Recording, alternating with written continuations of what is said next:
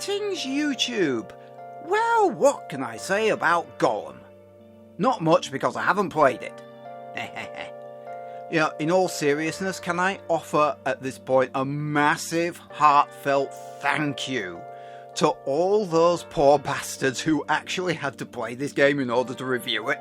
You took the burden onto your own shoulders, and in doing so spared the rest of us the agony. We salute you. Moving on as quickly as possible, having heard a lot about Gollum, too much for my liking, it occurred to me that I'd experienced similar things in a different game I played ages back.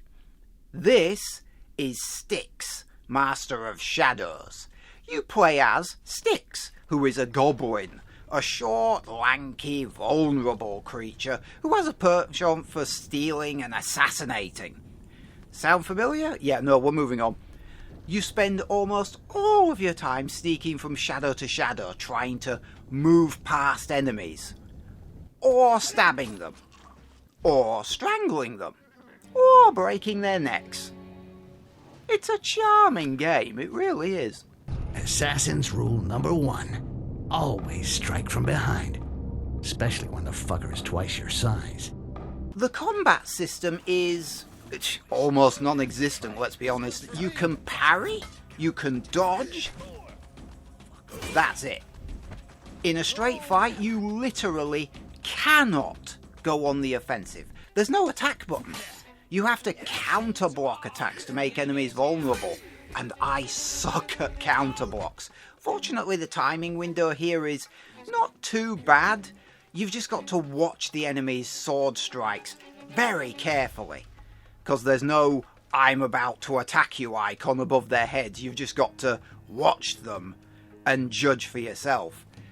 This is not Assassin's Creed. This is not Dishonored. You do not have the option of crossing swords with your opponent at all, should you cock up the stealth. And you constantly, as a result, feel like you're an intruder in a hazardous world. Which you are. Now, because of the stealth system would have to be good, or this game would utterly suck. Fortunately, it is fairly good.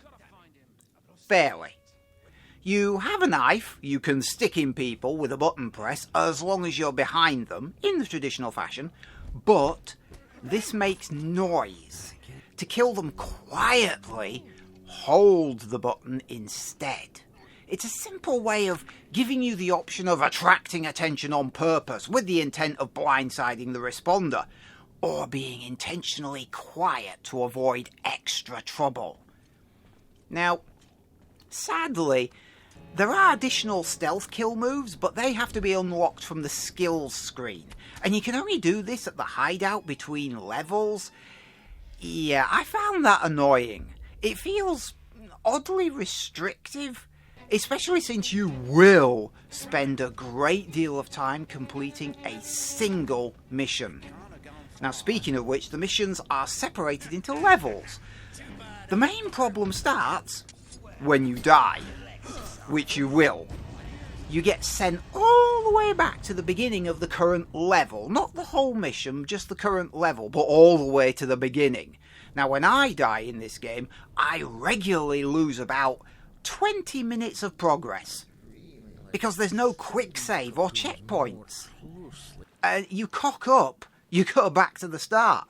That's the end of it. And yes, you lose all of the coins, artifacts, potions, anything you collected along the way, they are all lost as well. I mean, damn.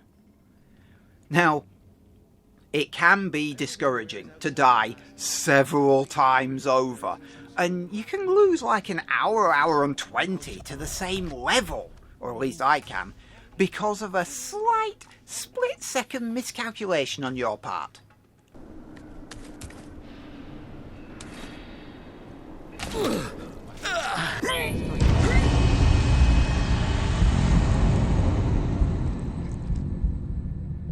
The good news is, after a while, in the same level, you get used to the enemy positions and patrol routes, meaning you speed up after a few failures, so silver lining. The movement system allows you full freedom to go where you will, even if you will insist on charging blindly off a ledge to your death. You can move automatically between grapple points, but apart from that, there is no auto-climbing system. This isn't Uncharted, this isn't Tomb Raider. You don't get presented with a single path and simply hop in its direction.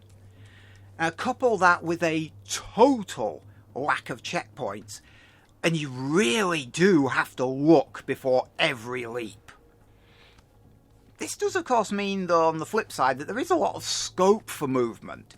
You can climb across boxes, tables, beams, chandeliers, pipes, cranes, even the narrowest of window ledges. You don't hang from the window ledges, you can actually walk across them, thanks to Styx being so small yet so agile.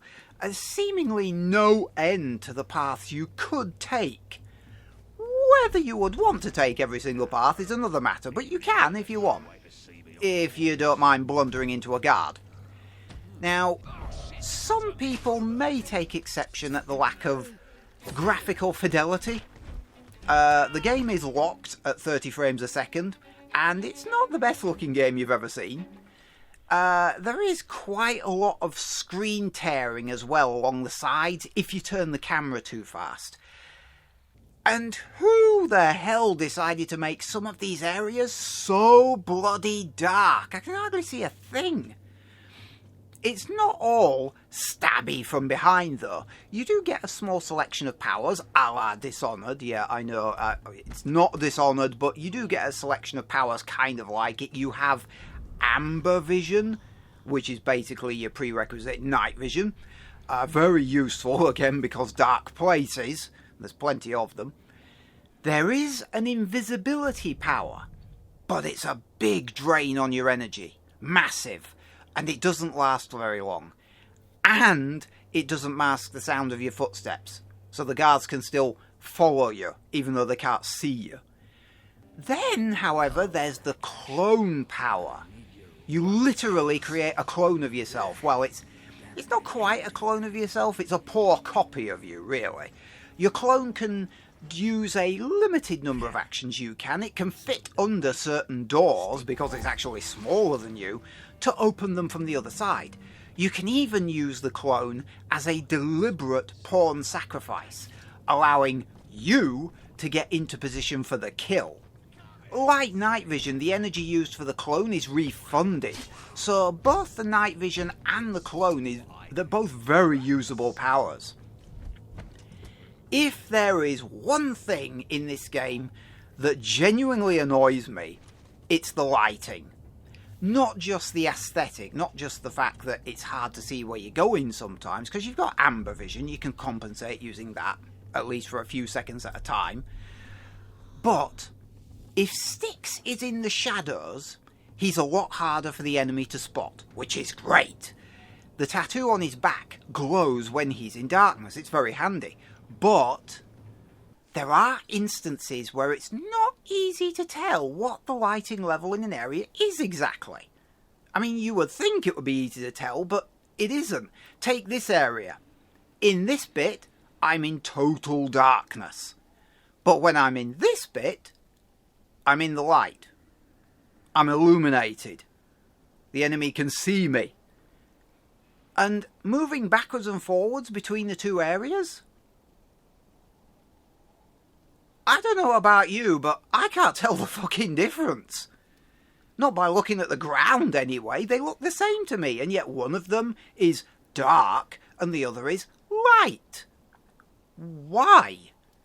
Then there are pools of light that don't give you away when you step in them, for some reason.